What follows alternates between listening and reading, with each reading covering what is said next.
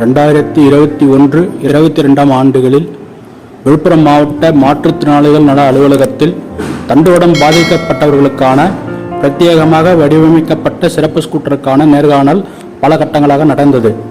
இதில் மொத்தம் 57 பேர் தேர்வு செய்யப்பட்டனர். இதனைத் தொடர்ந்து மாற்றுத்திறனாளிகள் மற்றும் மறுவாழ்வு நலத்துறை சார்பில் மாண்புமிகு தமிழ்நாடு முதலமைச்சர் அவர்களின் சிறப்பு முன்னெடுப்பாக முதுகு தண்டுவடம் பாதிக்கப்பட்டவர்களுக்கு என பிரத்யேகமாக தயாரிக்கப்பட்ட 3 சக்கர வாகனம் வழங்கப்பட்டு வருகிறது.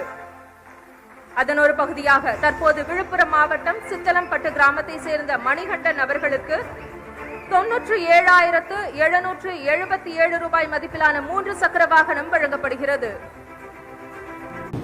அதனைத் தொடர்ந்து 5/4/2022 செவ்வாய்க்கிழமை விழுப்புரம் மாவட்டம் வானூர் தாலுகா உளுந்தியாம்பட்டு கிராமத்தில் நடைபெற்ற அரசு நலத்திட்ட உதவிகள் வழங்கும் விழாவில் மாண்புமிகு தமிழ்நாடு முதல்வர் திரு மு.க. ஸ்டாலின் அவர்கள் தன் நேரடி கட்டுப்பாட்டில் வைத்துள்ள மாற்றுத்திறனாளிகள் நலத்துறையின் கீழ் தமிழகத்திலேயே முதல் முறையாக விழுப்புரம் மாவட்டத்தில் தண்டுவடம் பாதிக்கப்பட்டவர்களுக்காக பிரத்யேகமாக வடிவமைக்கப்பட்ட சிறப்பு ஸ்கூட்டர்களை 10 நண்பர்களுக்கு தன் பொற்கரங்களால் வழங்கினார்.